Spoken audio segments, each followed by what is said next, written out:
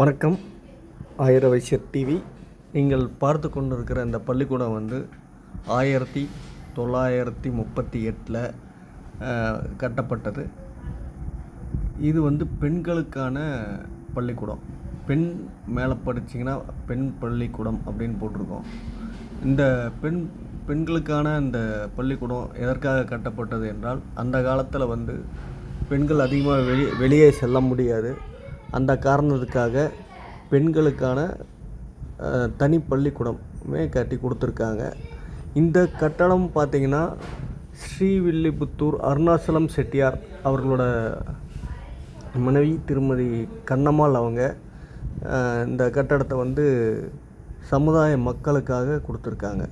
இவர்கள் தனக்கு சொந்தமான தெற்காவணி மூலவீதி டோர் எண் 120 என்ற அந்த வீட்டை மதுரா ஆயிர வைசிய காசுக்கார மகமை கமிட்டி பெயருக்கு பாண்டு எழுதி கமிட்டியில் ஸ்தாபிக்கப்பட்ட பெண் பாடசாலைக்கும் பாண்டியிலிருந்து ஸ்ரீ காசி விசாலாட்சி அம்மன் ஐம்பொன்னால் பிரதிஷ்டை செய்ததை வருஷம் வெள்ளியம்பலம் ட்ரஸ்டிகளால் நவராத்திரி உற்சவம் நடத்தி வருவதற்கும் உபயமாக கொடுத்துருக்காங்க. இது எப்போ கொடுத்தாங்கன்னா ஐப்பசி மாதம் 24 9/11/1950 கொடுத்துருக்காங்க. இந்த கட்டடத்தை பற்றி வரலாற்றை இந்த ட்ரஸ்டோட துணைத் தலைவர் திரு வி ஜெயக்குமார் ஐயா அவர்கள் தெரிவிக்கின்றார்கள். தொடர்ந்து பாருங்கள். தமிழ்நாடு ஆயுர் வைசிய சங்கத்தின் மாநில பொருளாளரும் வெள்ளியம்பலம் இந்த காசுக்கார செட்டியார் ட்ரஸ்டோட துணைத் தலைவருமான நமது மதிப்புக்குரிய மாநில பொருளாளர் திரு வி ஜெயக்குமார் ஐயா அவர்களை இங்கே சந்தித்திருக்கிறோம். ஐயா இந்த ட்ரஸ்ட்டில் துணைத் தலைவராக இருக்கார். இந்த மண்டபம், இந்த கோயிலை பற்றி ஐயா கிட்ட ஒரு சில வார்த்தைகள். ஐயா, இப்போ இந்த மண்டபம்லாம் தானமாக கொடுத்ததுன்னு சொல்கிறீங்க. இதுக்கு யார் அது கொடுத்தா, அவங்கள பற்றி கொஞ்சம் விவரமாக சொல்லுங்கள். காசுக்கார செட்டியார் சமூகம்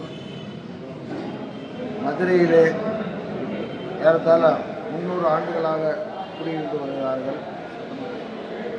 அவர்கள் அவ்வாறு குடியிருந்து வந்த காலத்திலே எங்களது சமூகத்தில் சார்பாக வழிபாடு செய்வதற்காக இந்த விசாலாட்சி சமேத காசி விஸ்வநாத சாமி கோயிலை ஏற்படுத்தி இருக்கிறார்கள். அதோடு மட்டுமல்லாமல் அதற்கு பல்வேறு முன்னோர்கள் சொத்துக்களையும் நிலங்களையும் தானமாக கொடுத்து அதற்கென்று ஒரு ட்ரஸ்டையும் ஏற்படுத்தி அந்த சொத்துக்களில் இருந்து வரக்கூடிய வருமானத்தில் அந்த ட்ரஸ்டின் சார்பாக நடத்தக்கூடிய அந்த கட்டளைகளை பூரா நடத்த வேண்டும் என்று எழுதி வைத்திருக்கிறார்கள். ஏறத்தாழ ஒரு 150 ஆண்டுகளாக இந்த கட்டளைகள் எல்லாம் தொடர்ந்து நடைபெற்று வருகின்றன. பல்வேறு விதமான ட்ரஸ்டிகள் இந்த ட்ரஸ்டை நிர்வகித்து வருகிறார்கள்.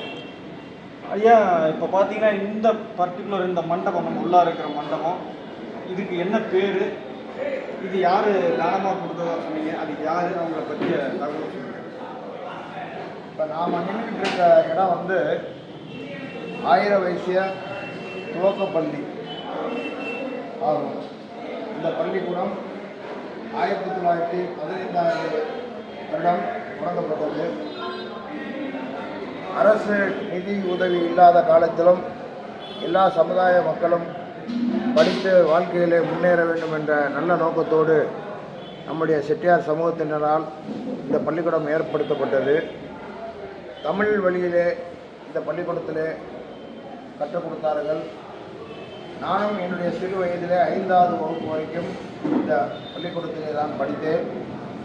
அதன் பிற்பாடு வேறு பள்ளிக்கூடத்திலே படித்து ஒரு சந்தர்ப்பத்திலே இந்த பள்ளிக்கூடத்தினுடைய நிர்வாகியாகவும் கரஸ்பாண்டாகவும் ஒரு 5 ஆண்டு காலம் நிர்வாகம் செய்தேன். அந்த காலத்திலே இந்த பள்ளிக்கூடம் கிட்டத்தட்ட 15 வகுப்புகளுக்கு மேல் இருந்தது.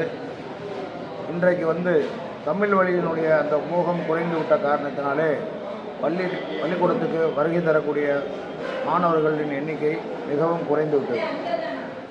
ஐயா, தமிழ்நாட்டில் எல்லா இடத்துலையும் நம்ம சமுதாயத்துக்கு நிறைய சொத்துக்கள் இருக்குது. ரொம்ப பெருமை வாய்ந்த சமுதாயம் இந்த ஆயிரம் வயசு சமுதாயங்கிறது எல்லாருக்கும் தெரியும். சமீபத்தில் விருதுநகரில் போகும்போது பெரிய மண்டபம், அங்கே இடங்கள், கோயில் அப்படின்னு நிறைய நாங்கள் பதிவு பண்ணியிருக்கோம் நம்ம ஆயிரம் வயசு டிவியில். இங்கே அதாவது மதுரையில் ஆயிரம் வயசு காசுக்கார செட்டியார் பிரிவுக்கு சொந்தமான இடங்கள் என்னென்ன இருக்குது, கோயில், ஸ்கூல் அந்த மாதிரி ஏதாவது இருக்கா, பள்ளிக்கூடங்கள் ஏதாவது இருக்கா, காலேஜ் அந்த மாதிரி ஏதாவது இருக்கா? காசுக்கார செட்டியார்களுக்கு அந்த 100 வருடத்துக்கு முன்னாடி இந்த துவக்கப்பள்ளி ஆரம்பிக்கப்பட்டது. அதற்கு அடுத்து ஒரு 25-30 வருஷத்துக்கு அப்புறம் ஆயிரம் வைத்திய மேல்நிலைப்பள்ளி என்ற ஒரு பள்ளிக்கூடம் ஆரம்பிக்கப்பட்டு அதுவும் இப்பொழுது சிறப்பாக நடைபெற்று கொண்டிருக்கிறது. மொத்தம் ஒரு 6 பள்ளிக்கூடம் இருந்தது. ஒரு நர்சரி ஸ்கூலு மதுரையில் மட்டுமே, மதுரையிலேயே சாத்தூர்லையும் சேர்த்து. மதுரையில் ஒரு நர்சரி பள்ளிக்கூடம், 2 துவக்கப்பள்ளி, ஒரு மேல்நிலைப்பள்ளி இருந்தது. அதே போல் சாத்தூர் அந்த ஊரில் ஒரு துவக்கப்பள்ளியும் மேல்நிலைப்பள்ளியும் இருந்தது. இப்போ சாத்தூரில் இருக்கிறதும் இந்த ட்ரஸ்ட்டுக்கு சம்மந்தப்பட்டதா? சாத்தூரில் இருக்கக்கூடிய சொத்துக்களும் இந்த ட்ரஸ்ட்டுக்கு சம்மந்தப்பட்ட சொத்துக்கள் தான். இப்போ மதுரையில் எத்தனை காலேஜ், ஸ்கூல் அந்த மாதிரி இருக்கா? இப்போ மதுரையில் இப்போ இருக்கிறது ஒரு 2 துவக்கப்பள்ளியும் ஒரு மேல்நிலைப்பள்ளியும் இருக்குது. சாத்தூரில் ஒரு மேல்நிலைப்பள்ளி இருக்குது. ஐயா, பர்டிகுலராக இந்த மண்டபத்தை நாங்கள் பார்க்கும்போது ரொம்ப அதிசயமும் நல்லாவும் வேலைப்பாடோடு இருக்குது. இந்த மண்டபத்தில் பார்த்தீங்கன்னா 1938ன்னு போட்டிருக்கு. அந்த ஆண்டில் பெண் குழந்தைகளுக்கு என்ன பள்ளிக்கூடம் அப்படின்னு போட்டிருக்காங்க. அப்படியே பெரிய சீர்திருத்தமாக இருக்குது. அந்த அளவுக்கு சீர்திருத்தம் இந்த சமுதாயத்தில் நடந்திருக்குன்னா நம்ம கல்வியை பற்றி அவங்க எவ்வளோ புரிதல் அவங்ககிட்ட இருக்குன்றது தெரியும். அதை பற்றி உங்கள் கருத்தை சொல்லுங்கள். இந்த காலத்தில் பெண்கள் எல்லாம் கல்வி கற்கக்கூடாது என்ற ஒரு சூழ்நிலை இருந்தது. அந்த நிலைமையெல்லாம் மாற்ற வேண்டும் என்பதற்காகத்தான் காசுக்கார செட்டியாரில் முன்னோர்கள் பெண்களுக்கென்று இந்த பள்ளிக்கூடத்தை ஏற்படுத்தியிருக்கிறார்கள். இதற்கு இந்த பள்ளிக்கூடத்தினுடைய டோர் நம்பர் 119. இதுக்கு பக்கத்தில் இருக்கக்கூடிய கட்டடம் 120. அந்த காலத்தில் இந்த பள்ளிக்கூடத்தை அரசு மானியம்லாம் கிடையாது. யார் நடத்துகிறாங்களோ தனியாருக்கு தான் நடத்திக்கணும். ஆக படிக்கக்கூடிய பிள்ளைகளுடைய படிப்பு தடைபடக்கூடாது என்ற காரணத்திற்காக 120வது நம்பர் கட்டடத்தை எனக்கு பின்னாலே இருக்கக்கூடிய சிறுவிழுப்புத்தூரை சேர்ந்த அருணாசலம் செட்டியார் அவர்கள் மனைவி கண்ணம்மாள் என்பவர்கள் தனது சொந்த சொத்தை தானமாக இந்த ட்ரஸ்ட்டுக்கு கொடுத்து அந்த கட்டடத்தில் இருந்து வரக்கூடிய வருமானத்திலே இந்த பள்ளிக்கூடத்தில் செலவுகளை செய்ய வேண்டும். அதுபோக மற்றும் ஒரு பகுதியை இந்த கோயிலில் இருக்கக்கூடிய சுவாமிகள் அம்பாளுக்கு 9 நாள் நவராத்திரி உற்சவத்திற்கு அந்த வருமானத்திலே நவராத்திரி உற்சவத்தையும் நடத்த வேண்டும் என்று 2 காரியங்களுக்காக அந்த அம்மாள் எழுதி வைத்திருக்கிறார்கள், தானமாக எழுதி வைத்திருக்கிறார்கள். அம்மா அம்மா ஸ்ரீவில்லிபுத்தூர் அருணாசலம் செட்டியார் கண்ணம்மாள் அவங்கள நினைக்கும் போது இப்போ ரொம்ப பெருமையாக இருக்குது. நம்ம நெருஞ்சிப்பேட்டை மடத்தை பார்க்கும்போது அங்கேயும் இந்த மாதிரி நிறைய தானம் கொடுத்துருக்காங்க. மதுரையிலும் இந்த மாதிரி கண்ணம்மா அம்மா தெய்வமாக இருந்து சமுதாயத்துக்கு இந்த அளவுக்கு செஞ்சுருக்காங்கன்னா அவங்க பெருமைப்படக்கூடிய விஷயம். அந்த அம்மாவை நாங்கள் இப்போ ஆயிரம் வயசு டிவி சார்பாகவும் ஆயிரம் வயசு சமுதாய மக்கள் சார்பாகவும் வழங்குகிறோம். மேற்கொண்டு தலைவர் திரு கிருஷ்ணகுமார் அவர்கள். ஐயா வணக்கம். இப்போ இந்த ஆயிரம் வயசு காசுக்கார செட்டியார் திருவச்சேர்ந்த விசாலாட்சி அம்மாள் கோயில் எந்த வருடம் நிர்மாணிக்கப்பட்டது, அதோட வருமானங்கள் எப்படி மூலதானமாக இது பண்ணுறீங்க, அதோட வருடம் எத்தனை திருவிழா அதில் நடத்துகிறீங்க? இந்த கட்டடத்துக்கு பக்கத்தில் இருக்கக்கூடிய விசாலாட்சி சமேத காசி விஸ்வநாதர் கோயில் புராண காலம் தொட்டு இந்த கோயில் இருக்கிறது. இது எப்போ இந்த கட்டடத்தை கட்டினார்கள், யார் கட்டினார்கள் என்பதற்கான வரலாற்று சான்றுகள் எல்லாம் இன்றைக்கு இல்லை. எந்த விதமான கல்வெட்டுகளும் இல்லை. 1980வது வருடத்துக்கு அப்புறமேல்தான் நாங்கள் அதுக்குண்டான அந்த ரெக்கார்டுகளை எல்லாம் ஏற்படுத்தியிருக்கிறோம். அந்த கோயிலுக்கு வந்து வருஷம் 365 நாளும் வந்து திருவிழா நடக்குது. அது போக கோயில் வந்து இந்த ட்ரஸ்டினுடைய ஒரு அங்கமாக தான் இருக்குது. இந்த ட்ரஸ்ட்டுக்கு பல்வேறு விதமான சொத்துக்கள் இருக்கின்றன, பயன்பட்டு வர்றாங்க. இந்த கோயிலோட வருமானம் ப்ளஸ் இந்த ட்ரஸ்ட்டோட வருமானத்தை நீங்கள் நம்ம சமூகத்துக்கு எந்த வகையில் செலவழிக்கிறீங்க, அதை பற்றி கொஞ்சம் விளக்கமாக சொல்லுங்கள். இன்றைக்கு வந்து கல்விதான் வந்து முக்கியம் என்ற ஒரு நிலை இருக்கின்றது.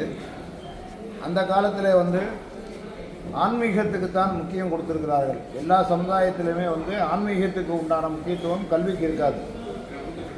இதுதான் வந்து தமிழ்நாடு பூரா இருக்கக்கூடிய ஒரு நடைமுறையாக இருந்தது. அந்த அடிப்படையிலே இந்த காசுக்கார ட்ரஸ்ட்டில் வந்து பல்வேறு விதமான சொத்துக்களையும் ஆன்மீகத்துக்கு என்று தான் கொண்டு வந்து மதுரை மீனாட்சி அம்மன் கோயிலுக்கு வந்து இங்கே இருக்கக்கூடிய சுவாமி அம்பாள் இங்கே எழுந்தருளி வருடத்திற்கு 11 நாள் நமக்கு கட்டளை இருக்கிறது. அது என்ன விதமான கட்டளை என்று சொன்னால், மதுரையில் வந்து சிவபெருமான் 64 திருவிளையாடல்கள் நடத்தியிருக்கிறார். அந்த 64 திருவிளையாடல்களிலும் 2 திருவிளையாடல்கள் நம்மளுடைய வைசியர் வகுப்பிலே இருக்கக்கூடிய இந்த கட்டடத்திலே இறைவன் சிவபெருமான் நடத்தியிருக்கிறார். அதிலே ஒன்று ஆவணி மூல திருவிழாவில் 4வது திருநாளான மாணிக்கமிற்ற லீலை என்ற திருவிளையாடை நடத்தியிருக்கிறார். அதாவது வந்து இறைவன் வந்து வைசியராக பிறந்து நகை வியாபாரம் செய்திருக்கிறார். அதுபோக வந்து பாண்டிய மன்னர்கள் காலத்திலே வந்து பாண்டிய மன்னருக்கு இருக்கக்கூடிய ஒரு சந்தேகத்தை தீர்ப்பதற்காக 64 திருவிளையாடல்களில் பலிக்கு அஞ்சிய படலம் என்ற